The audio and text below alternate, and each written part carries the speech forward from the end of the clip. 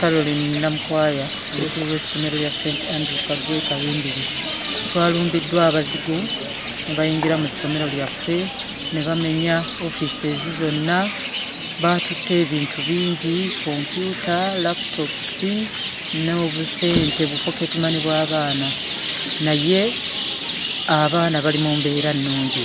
Abaana tebaabakutteko era teri mwana yenna yabadde injured, wabula omusomesa waffe bamukubye ne bamutta, n'omukuumi waffe ow'oku geeti, omukuumi omu Ajobe Bernard, naye bamukubye feesi n'ezimba. Abazadde twagala tubategeeze nti abaana bonna bali mu mbeera nnungi era essomero likkakkamu. Tukyali mu nteekateeka tulabe nti omusomesa waffe tumutuusa eka ate abaana bajja muziikako mu budde obusaanidde.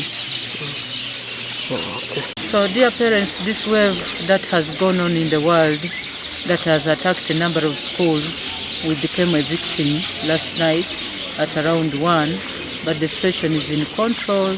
The policemen have sincerely assisted us. We want to thank the teachers for cooperation and other fellow head teachers who have arrived in time. The students are fine. Kikomeko Rashid, atwala eby'enjigiriza Mukono disitulikiti. Abasawo ne bannyabo embeera eriwo kati St. Andrews abazigu bagiyingiridde bamenya ne batta n'omusomesa waffe n'okulumya omusirikale yabaddewa, naye embeera eno erabika etandise kubeerawo mu masomero gaffe taamu eno. Amasomero mangi buli baali Kasawo, tutegeezeddwako nti ne Latifah nayo bagimenye, aye tubadde tubiwulira mu disitulikiti endala nti yonna bamenyeyo kati kamu n'awalala. N'olwekyo tutegese olukiiko olw'abakulu b'amasomero bonna balaza ennaku z'omwezi 27 tujja kubalwa nakifuma kawunti amasomero gonna aga gavumenti, aga private ne primary ne secondary. Ate ku Lwokubiri tujja kutuula Mukono municipality ne Mukono county okusala amagezi engeri gye tuyinza okwetangira n'okuprotectinga abaana baffe n'amasomero gaffe, n'ekitalo nnyo ekyokufiirwa ate n'okubbibwa abazigu batto. Twala kusaba poliisi eyongeremu amaanyi ate n'amasomero gennyini geeteeketeeke nga bakozesa ku bakuumi abalina ku bikuuma bisingako babadde nabyo, aye n'abakuumi bawereko. Amasomero amanene gayinza kukuumibwa mukuumi omu betaaga abasukka mu. Ekikangabwa ky'amaanyi essomero lyaffe, abaana bange bonna bamalidde wano ku St. Andrew, etufunanga kikangabwa nga kino ku St. Andrew.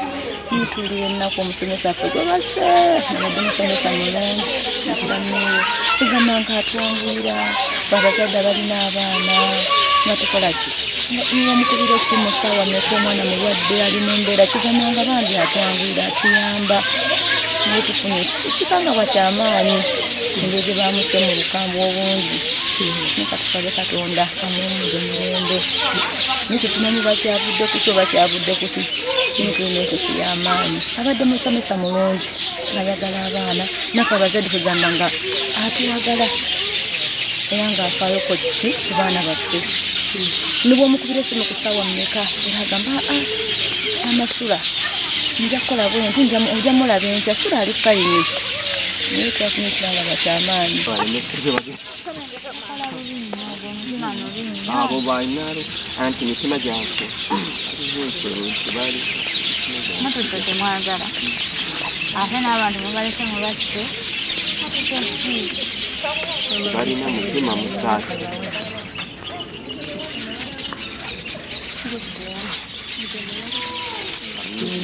Njagala kumbulirako kiki ekituufu ekibadde wano. bayingiridde abasomesa baffe essomero lyaffe ne batta abantu, naye lwaki batulaga omutima bwe gutyo? Kati ffe tukole tutya?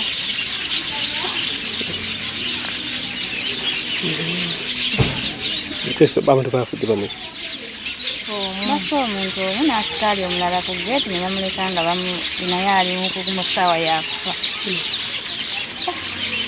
Embeera mbi bantutte embeera mbi. Tetumanyi oba anaawona oba tunaawulira nti awonye oba akola tetumanyi.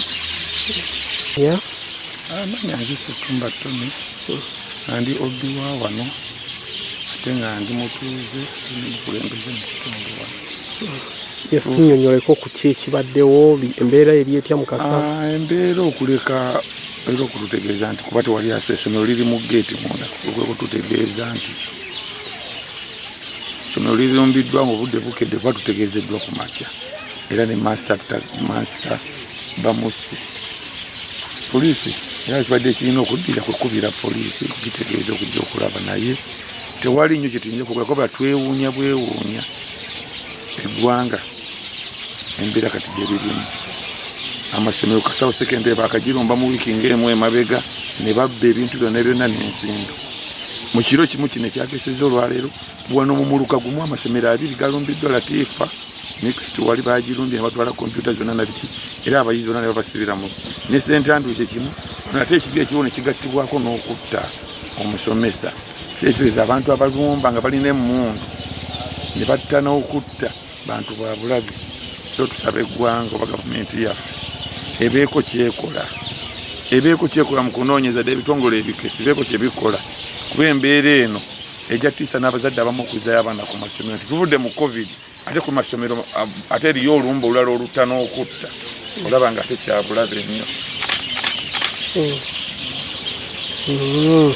Yes, embeera yali etya e Kabimbiri no Kasawo nayo batta Kasawo tebatta naye era baasikaali baayisibwa bubi babakwata ne babakuba ne babasiba ne babatuuma wamu entuumu kati ogenda okulaba naye nga nabo baba obujulizi nti abasajja bajja baba bangi baba abantu kumpi nga 6 ate bonna nga bali armed abalina emmundu. Tetutegeere emmundu ezo ezikozesebwa zityo n'obumalirivu obwo omuntu okulumba institution ng'eno kuba okimanyi kubako abasirikale n'abaana oyinza okubasinga n'ebweru gamba omuntu omumalirivu bw'atyo olaba nti tekitegeerekeka yaffe buli muntu akyewuunya tekitegeerekeka. So gavumenti etugamba nti esobola okukuuma abantu n'ebintu byayo tusaba kituukirire ekuuma abantu n'ebyobugagga byabwe ekuuma amasomero ekuume n'abaana ffe katukola kino kyabulabe tulina nti basobola okuttira omusomesa ku ssomero kuno okuli n'abasirikale okuli n'abayizi ekirituuka ku bantu bwa bulijjo abasula omu mu nju. So tulina okutya okwo ebyensobola okuwulira. Mbalamusiza mwenna nze Reverend Father Kayita Ignatius omukulu w'ekifo kye Kabimbiri Catholic Parish Our Lady of Assumption omuli essomero lino eya St. Andrew Senior Secondary School Kabimbiri era nga parish yalitandika emyaka egy'emabegako. Twafunye ekikangabwa obusaawa nga 10 tufuna amawulire ago nani bankuya simu yasoose okunkuya Father Kafero Chaplain ate yagenze mu lukiiko ekasana eyo luweero nankubira nti waliwo ekiguddewo bamukubidde naye mistress amangu ddala naye nankubira nti ababbi batulumbye ne batta n'omusomesa waffe Joseph Miiro abadde ali ku luyi lw'abaana abalenzi ng'abalabirira. Kikola kikyamu nnyo. Ssomero lyaffe lino lizze mpolampola nga likulaakulana ate madaamu ono aliwo madaamu Rose Carol Namukwaya ate alituusizzaako wala ne infrastructure ebizimbe olaba nga bituuse wala akoze naye okulaba nga tutawaanye bwe tutyo ate ababbi ne bajja ne batubba olabira ddala ekintu ekikyamu ennyo. Era tusaba abantu abakola ebintu ebikyamu ng'ebyo beddemu mu mutima batwala ebintu ng'ebyo obusente bwe bagenda okufuna mu bbanga tebujja kuba buweddewo naye ng'ate obulamu bw'abantu buvuddewo ate n'ebintu abaana be bandibadde beeyambisa okubeera ab'omugaso gye bujja nabo babitutte. Tusaba abantu abo bakomye emuze ogwo ate badde eri Mukama. Era tusaba n'obukuumi bwa gavumenti eyongeremu ate ekitundu ky'e Kabimbiri obubbi bungi nnyo ffe gyonna ku kigo batumenya emirundi egiwerera ddala. Tuba n'abakuumi wesanga abakuumi oluusi obuzibu bubayitirirako nga tebasobola buli ayinza okujja na mundu baze muganga nene ng'olunsi omukubi bambi tasobola naye ekitundu ky'Ekabimbiri kasooka nganzija wano b'obubbi bungi nnyo ndoza batumenya emirundi egisukka ne 7 oba 8 wali ku kigo kale nno gavumenti eyongeremu amaanyi mu kukuuma ekitundu kino eky'Ekabimbiri n'awalala wonna kubanga obubbi bugenze bweyongera mukitundu abaana batagala kukola batagala ki bwe batunsi babeerabeera mu bintu ebifaanako bwe bajjawo obulamu bw'omuntu olw'ebintu ebigenda okuggwawo mu bbanga ttono nnyo tusaasira nnyo famire ya Joseph Miiro tusaasira nnyo abayizi bonna abangi gabawedde tikyawabwe gwabadde naye ate abaana abalenzi abadde babeera ennyo ne Joseph Miiro ate ng'abadde muntu tuzo gamba ayagala omulimu gwe era yafiiridde ku mulimu he died on duty and we call such a person a martyr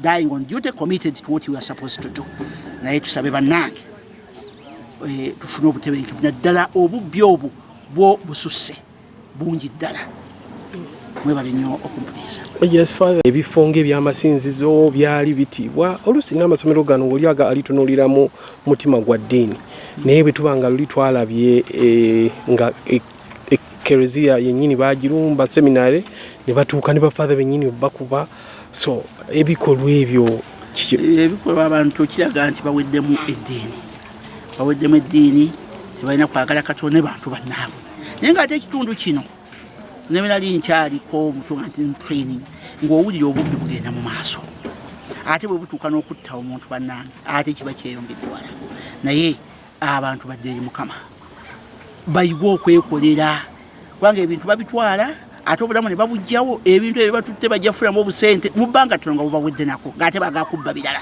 oba ne bebabbye gye babitunza ate nawe ne bagenda ne babibbayo bwe bati ne babeera mu mbeera efaanako bwetyo abantu tudde eri Mukama emitima gye tudde eri Mukama ate tuyiga okukola kubanga Mukama yatugamba tukole ensi tugirye tuleme kubeera bangalo bunani bintu ABCD bwe kigenda mu kupangisa omuzadde bw'ona omugamba emirundi ena nti leetayo omutwalo leeta omutwalo buli abaana lwe bagenda ajja kulaba nti mubanyuunyuuse well eri amasomero agamu nga gakisussizza naye mu nsonga eno gw'obitunuuliro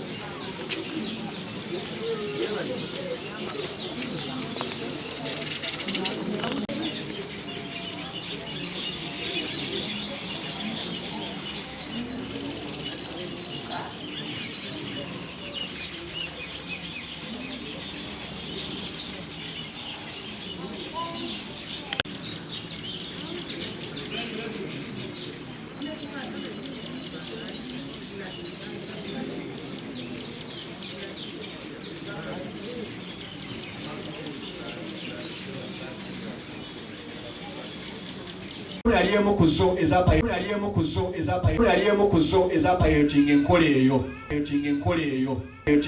eyo mu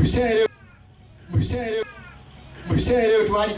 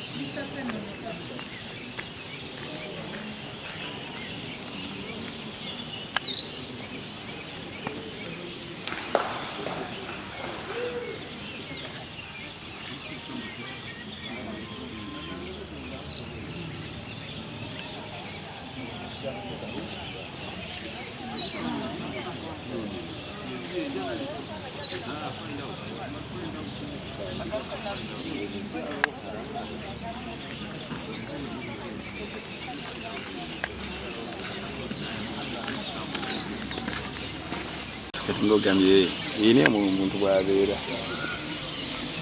abantu afunye kwekanga mwana gwe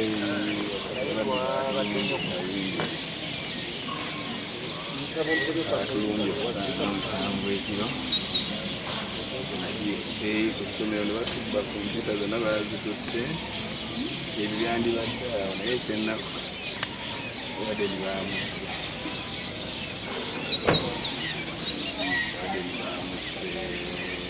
askari bakuba atidika musaya alima alikayinga mu ddwaliro.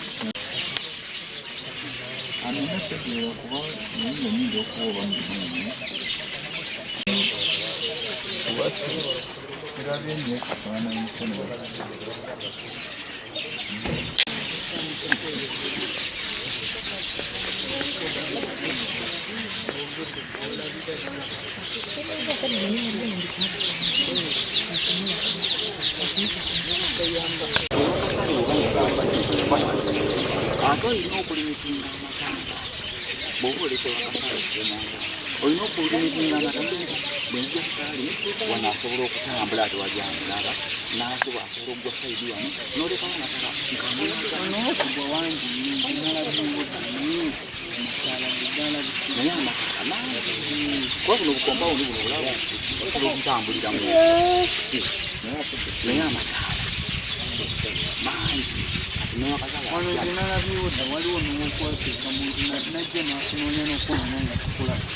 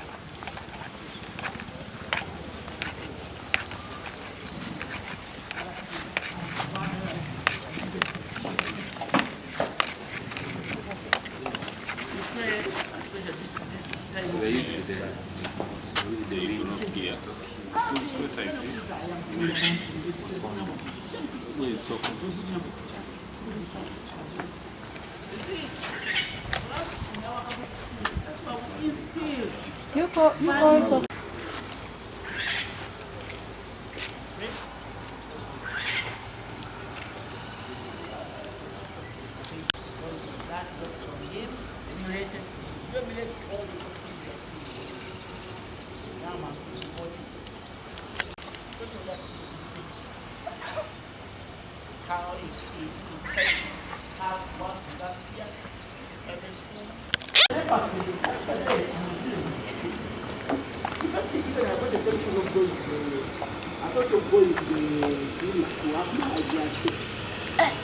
I'm so weak.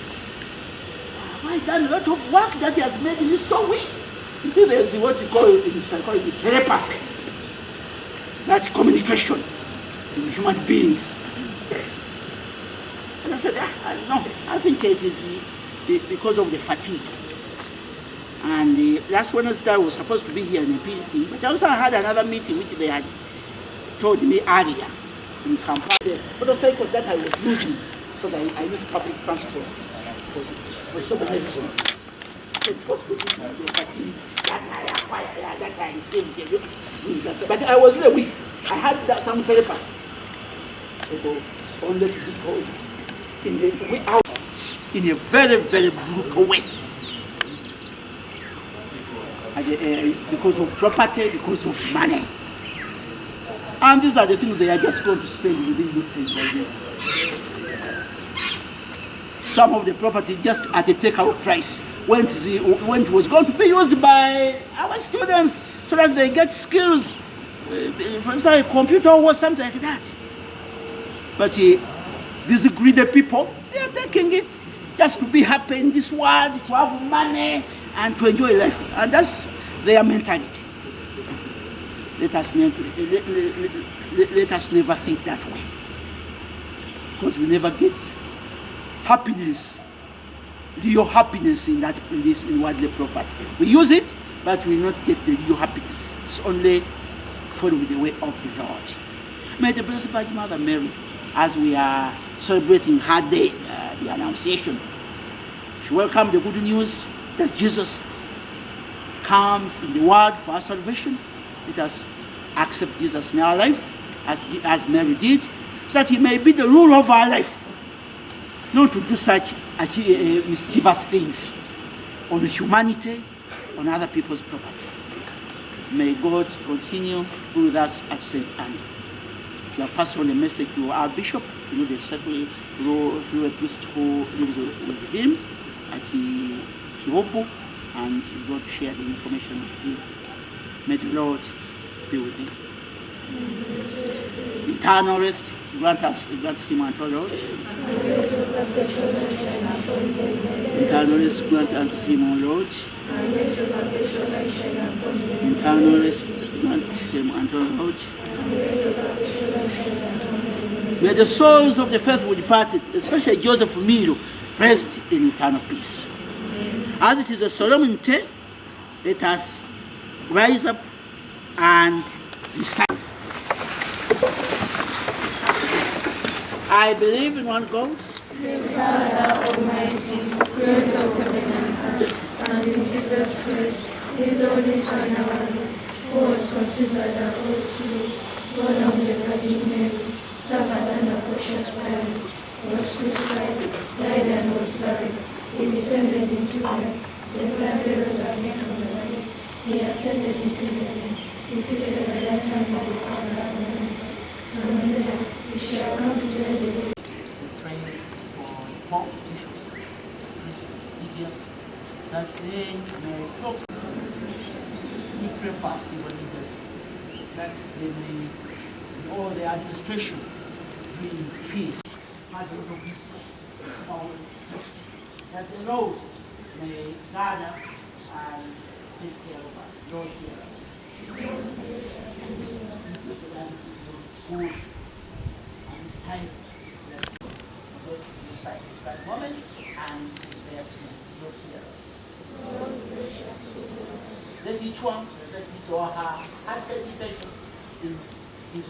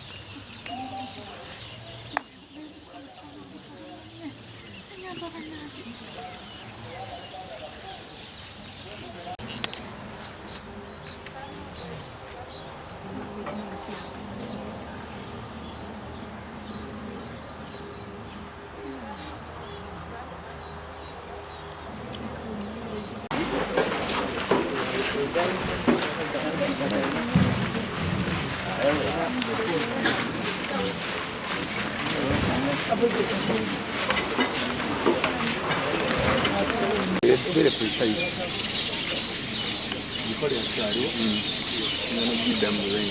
Kabimbiri